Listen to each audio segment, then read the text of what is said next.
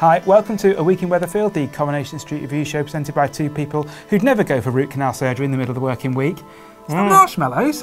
I'm David Brown and he's Johnathon Hughes.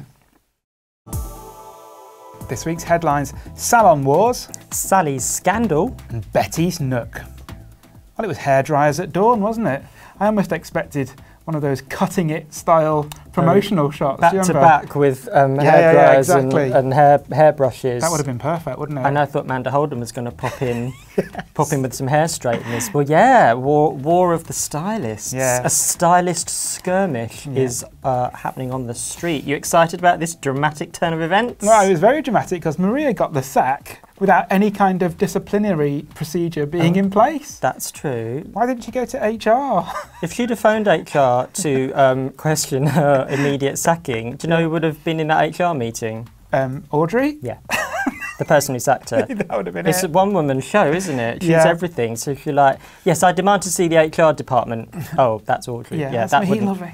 Love it. I'm sorry, but HR have been on the phone and it's me, and you're still fired, Natalie. Yeah, so she didn't have a chance, really. She loved firing her, I thought, Audrey. Yeah, really quickly as well. Like immediately, like the minute she put her foot wrong, she just was like, Tourette's of you're fired.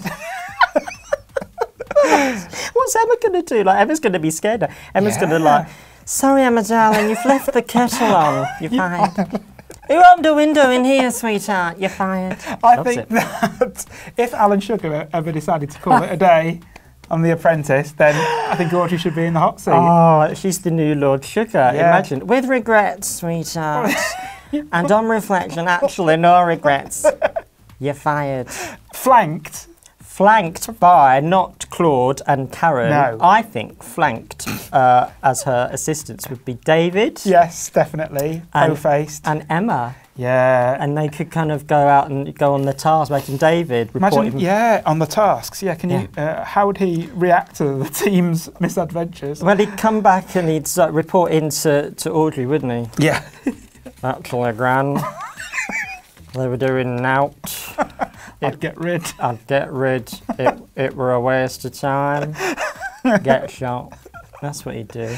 I think the ratings would go up. Absolutely, I'd love that. Audrey is Alan Sugar. Yeah. Love it. Yeah. Now the only problem is that in Audrey's past, of course, she has been duped by a con man in the past. You know. She has. And there's a lot of conning going on Coronation Street at the moment. We did have Lewis resurfacing a couple of weeks ago. We did. And now we've got Sally and Duncan.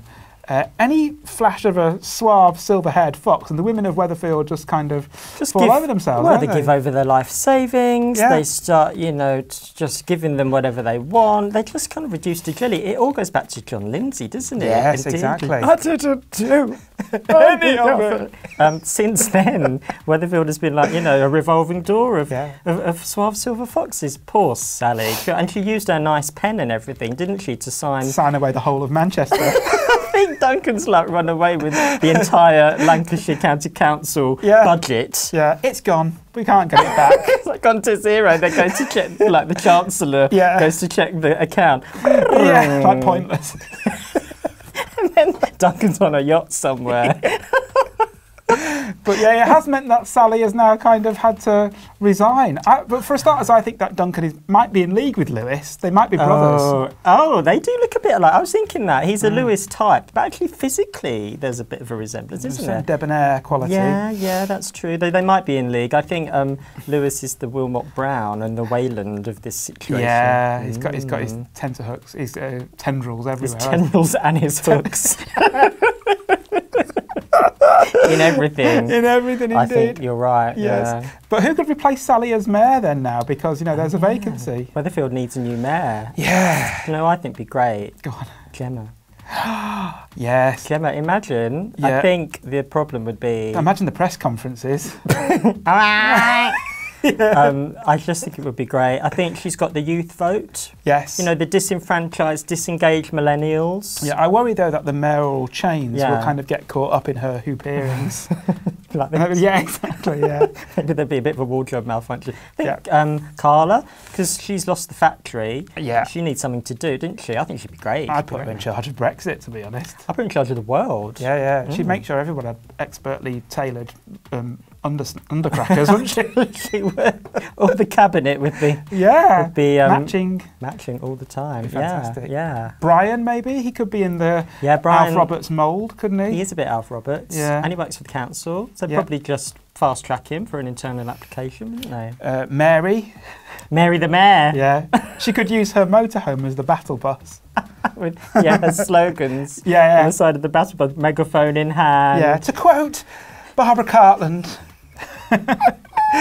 You'd be brilliant. I'd vote for her. And Ken has never kind of run for political office. Are you sure? I feel like Ken would have been the mayor of Weatherfield, seeing as he's been in Coronation Street longer than Coronation Street's actually been on air. Yeah.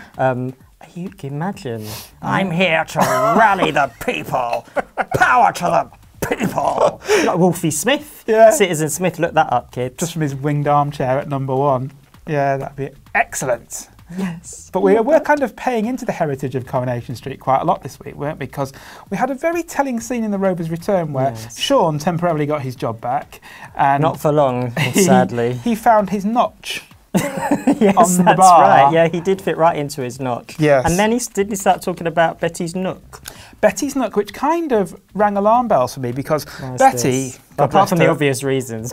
Talking about Betty's Nook should have alarm bells ringing. But yes, but, you know, God rest her soul, she died back in 2012. Yes, it must have been, yeah. And then in 2013, the Rovers was set on fire by Carl Munro. So I would have thought that Betty's Nook would have been incinerated. A burnt nook. Yeah. A sizzled nook. Think her nook would have melted. Yeah, I don't think that it's there anymore. So I think Sean is misremembering Sean's making it Rover's Return history. I think so. But he did mention Liz's cranny. Yes. He didn't mention... any of the other landladies or landlords? No, he didn't mention... the impact they'd made. Annie Walker's Groove. Yeah, or Bet Lynch's Crevice. No one mentioned Bet Lynch's Crevice. No. No, or Vera Duckworth's Divot. Yes, well... I don't know. I mean, where are they? They all melted for sure. It's a mystery. But you can join us in 7 days' time to find out whether Sean has managed to find the vomit on the carpet that Bet spewed up after the 1986 Rovers fire. We'll be back with another week in Weatherfield.